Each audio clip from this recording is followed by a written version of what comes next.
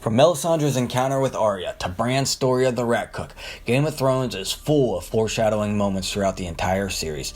In this list, we're going to count down the top 13 as we head into the final season of HBO's hit show. Before we get started, I want to give you a fair spoiler warning and invite you to subscribe for more content just like this. Kicking us off at number 13, we have Robert Baratheon telling Ned, "There's a war coming, Ned." This scene took place during the second episode of the first season while the royal family and half of the Stark family are on the King's Road headed for King's Landing. It'd only be a few episodes later when Robert's death sparks the War of the Five Kings, which sets off an already unstable political climate into absolute chaos between all of the major houses of Westeros. In Season 7, another war begins between Daenerys and Cersei, but is immediately put to a halt when Jon Snow brings light of a larger threat to Westeros and the civilization of mankind. One army, a real army, united behind one leader with one purpose. Maybe Robert was a smarter man than people give him credit for. Don't know when, I don't know who we'll be fighting, but it's coming.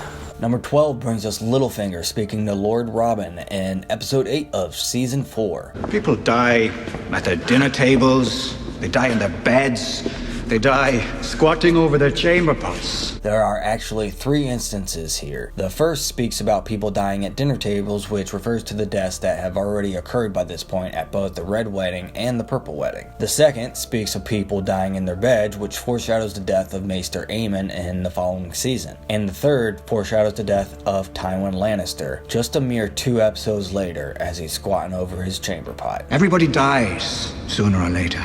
And don't worry about your death. Worry about your life.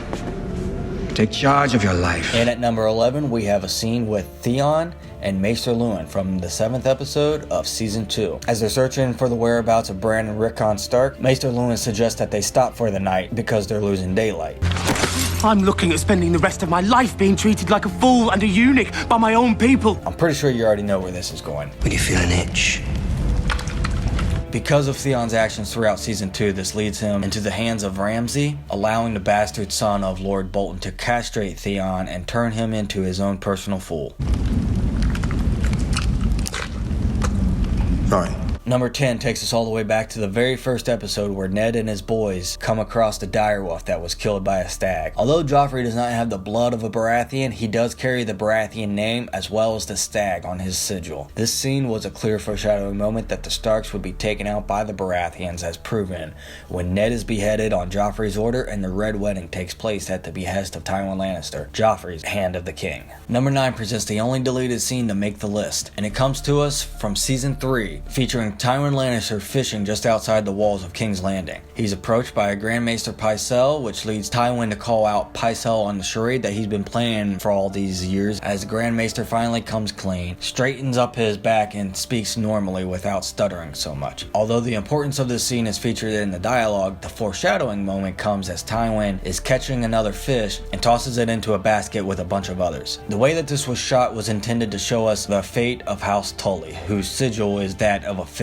Even though it can't be determined when exactly this scene would have taken place, it's not hard to assume that it would have occurred shortly before the Red Wedding. Possibly the most notorious foreshadowing scene with Melisandre speaking to Arya, this takes our number 8 spot on the list as Melisandre looks into Arya's eyes in episode 6 of season 3. I see a darkness in you, and in that darkness, eyes staring back at me. Brown eyes, blue eyes, green eyes. Eyes you'll shut forever. This foreshadows the deaths of Meryn Trant, who has brown eyes, the Waif, who has blue eyes, and Walder Frey, who has green eyes. And on top of that, all of these are killed in that exact order. The only question remaining is what will happen when Arya and Melisandre cross paths once more. We will meet again. From number 7, in season 5, episode 8, Sam tells Ollie, Try not to worry, Ollie. I've been worrying about John for years. He always comes back. Obviously, speaking about Jon Snow here, this line is said more so for the audience than anything else, I believe. With only 2 episodes left until the finale and the mutiny that would take Jon's life, the writers had to give a subtle hint as to what the plans are for Jon, seeing as how we'd have to wait an entire year to find out. So in turn, this line was a direct foreshadowing of Jon's resurrection. Melisandre returns for number 6, this time with 3 blood-filled leeches in the 8th episode of season 3. In this instance, it's established established out loud what the foreshadowing moment is, and it happens over the course of the next 2 seasons. Stannis Baratheon takes each of the leeches and tosses them into a pit of fire as he says the names Robb Stark, Balon Greyjoy, Joffrey Baratheon. Although this doesn't happen in this exact order, in the following episode, Robb would meet his end in the midst of the Red Wedding, while 4 episodes later, Joffrey would be poisoned at the Purple Wedding, and exactly 2 seasons after that, Balon Greyjoy would be tossed over a bridge by his younger brother Euron. For the number 5 spot on our list, Loras Tyrell begins this scene in the 5th episode of season 1, in which he's preparing to shave Renly Baratheon by saying, Lord Stark's lucky he still has a head.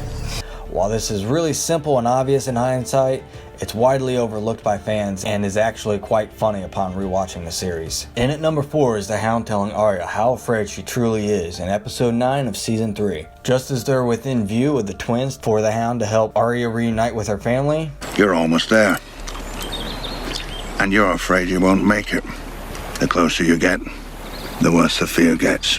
unfortunately, this is more true than we could have realized, as Arya and the Hound arrived to the twins just in time to witness the massacre of the Stark army. Although her fear was that they wouldn't reach the twins in time before her family left, Arya wasn't expecting that fear to become one of the most horrific moments in her life. Returning to the very first episode for number 3, we hear Cersei and Jaime speaking at the funeral for Jon Arryn. When Cersei suggests that Jaime should be the new Hand of the King, he states, Their days are too long, their lives are too short. It's that part about their lives being too short that sticks out and lets the audience know that we are in for several people to hold this particular position of Hand of the King throughout the series. Ned Stark is executed before the end of the first season, Tywin Lannister is killed on his chamber pot at the end of season 4, and Kevin Lannister is killed in the explosion of the Sept of Baelor. You may be asking yourself, what about Tyrion in season 2? Well, Tyrion gets by on a technicality because he wasn't the Hand of the King, he was the acting Hand of the King, as appointed by Tywin. Qyburn is the current hand to Cersei, and I think it's safe to assume that he won't survive the series, but I could be wrong. Coming in at number 2 is Tyrion speaking with Jaime in his cell during episode 8 of season 4 on the night prior to his trial by combat. During their conversation, they speak about the different types of murders, such as regicide, fratricide, matricide, infanticide, and so on and so forth. Among those mentioned is patricide, the killing of one's father. While it's incredibly unlikely Tyrion gave any thought to this at the time, this moment does foreshadow him killing Tywin only 2 episodes later. And number 1 is going to go to Bran Stark and his story about the Rat Cook as he spends the evening in the Night Fort with Hodor, Mira, and Jojen. In the story of the Rat Cook, Bran explains, The cook killed the king's son, cooked him into a big pie with onions, carrots, mushrooms, and bacon. He served the pie to the king, who liked the taste of his son so much, he asked for a second slice. Bran explains that the gods turned the cook into a giant white rat as punishment, but not for killing someone or for serving the son in a pie, but for killing a guest beneath the roof. Who else in this series do we know that killed people who were guests under the roof? That's right, Walder Frey. And though it may have taken a good 3 seasons to come back to him, it was Bran's sister Arya who killed Walder's sons, cooked him into a pie, which she then fed to Lord Frey, just before slitting his throat. That's gonna wrap things up here, folks. But do you know of any other foreshadowing moments that I may have missed? Leave me a comment below and let me know. For more content, subscribe to G13 Entertainment here on YouTube. Check me out on Twitter, Facebook, and Patreon. I appreciate any help you guys can throw my way. Have a great day, and thanks for watching.